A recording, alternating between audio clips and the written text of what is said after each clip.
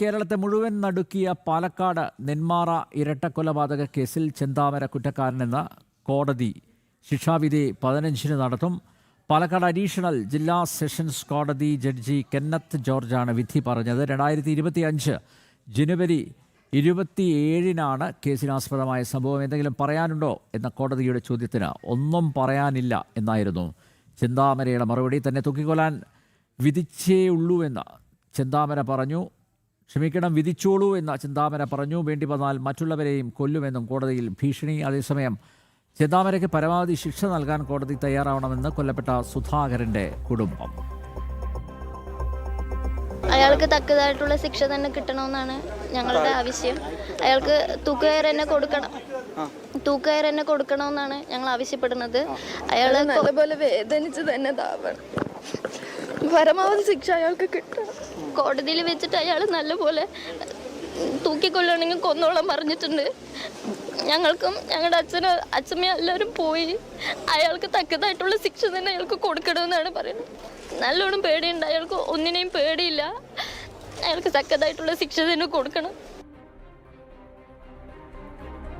ഈ വാർത്തയുടെ വിശദാംശങ്ങളുമായി അരുൺ ആലത്തൂർ ചേരുന്നു. അരുൺ, ചെന്താമര കുറ്റക്കാരനാണെന്ന് കോടതി കണ്ടെത്തിയിരിക്കുന്നു. തൂക്കിക്കൊല്ലാൻ വിധിച്ചോളൂ എന്ന് പ്രതി അങ്ങോട്ട് തന്നെ പറയുന്നു. നിയമത്തെ നേരത്തെ ഇദ്ദേഹം വെല്ലുവിളിച്ചിരുന്നു. ഇപ്പോൾ നീതിപീഠത്തെയും വെല്ലുവിളിക്കുന്ന രീതിയിലുള്ള പെരുമാറ്റമാണ് കോടതിക്കകത്ത് ചെന്താമരയുടെ ഭാഗത്തു നിന്ന് ഉണ്ടായത്. അതിലുള്ള ഉത്കണ്ഠ, ആശങ്ക, ഭയമൊക്കെയാണ് ഇപ്പോൾ ചെന്താമരയുടെ കൊലക്കത്തിക്ക് ഇരയായ ആ കുടുംബം, ആ വ്യക്തിയുടെ ബന്ധുക്കൾ പറഞ്ഞിരിക്കുന്ന, മക്കള് പറഞ്ഞിരിക്കുന്നത് അങ്ങനെയാണ്. അപ്പോൾ സ്വാഭാവികമായും ഇയാൾ ഒരു തരത്തിലും കനിവ് അർഹിക്കുന്നില്ല എന്ന് തന്നെ വേണ്ട മനസ്സിലാക്കാൻ.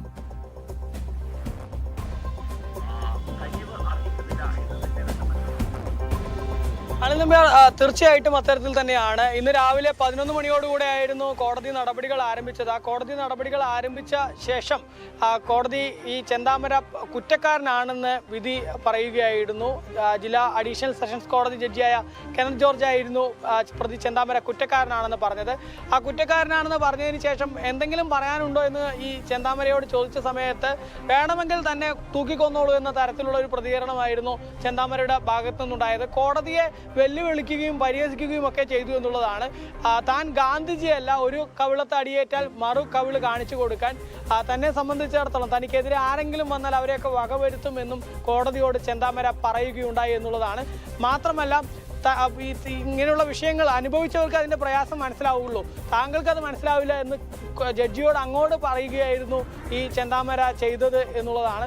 ഏതായാലും ആ ചെന്താമരയുടെ ഭാഗത്ത് നിന്ന് യാതൊരു കൂസലോ കുറ്റബോധമോ ഒന്നുമില്ലാത്ത തരത്തിലായിരുന്നു ഇന്ന് അദ്ദേഹത്തിൻ്റെ ശരീരഭാഷയൊക്കെ കോടതിയിൽ ഉണ്ടായത് എന്നുള്ളതാണ്.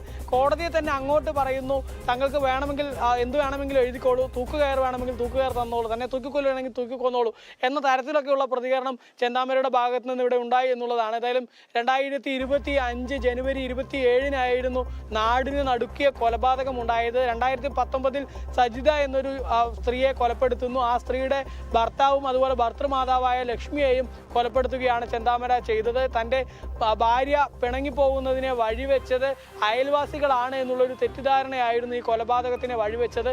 തുടർന്ന് ഒരു 30 ദിവസത്തിനുള്ളിൽ തന്നെ കേസിൽ 3 മാസത്തിനകം തന്നെ കേസിൽ പോലീസ് കുറ്റപത്രം സമർപ്പിച്ചു. ആ കുറ്റപത്രം സമർപ്പിച്ചതിന് ശേഷം ഏകദേശം 450 പേജുള്ള കുറ്റപത്രം, അതിൽ 100-ലേറെ സാക്ഷികൾ, അതിൽ 4 സാക്ഷികൾ കൂറുമാറിയെങ്കിലും ഏകദേശം 70ഓളം സാക്ഷികളെ കോടതി വിസ്തരിക്കുകയുണ്ടായി. അങ്ങനെ കോടതി വിസ്തരിച്ചതിന് ശേഷം ശാസ്ത്രീയ തെളിവുകൾ ഉൾപ്പെടെ ഈ കേസിൽ വലിയ നിർണായകമായി മാറി എന്നുള്ളതാണ്. കൊലപാതകത്തിന് ഉപയോഗിച്ചിരുന്ന ആയുധം കണ്ടെടുത്തിരുന്നു. ആയുധത്തിൽ നിന്നും കൃത്യമായിട്ട് തന്നെ ഈ കൊല്ലപ്പെട്ടിട്ടുള്ള സുധാകരൻ്റെ അമ്മ ലക്ഷ്മിയുടെയും അതുപോലെ തന്നെ ചെന്താമരയുടെയും DNA ഉൾപ്പെടെ കണ്ടെത്തുകയുണ്ടായി. അത്തരത്തിലുള്ള ശാസ്ത്രീയ തെളിവുകൾ ഉൾപ്പെടെ ഈ കേസിനെ സംബന്ധിച്ചിടത്തോളം വളരെയേറെ നിർണായകമായി മാറി എന്നുള്ളതാണ് മനസ്സിലാക്കാൻ സാധിക്കുന്നത്.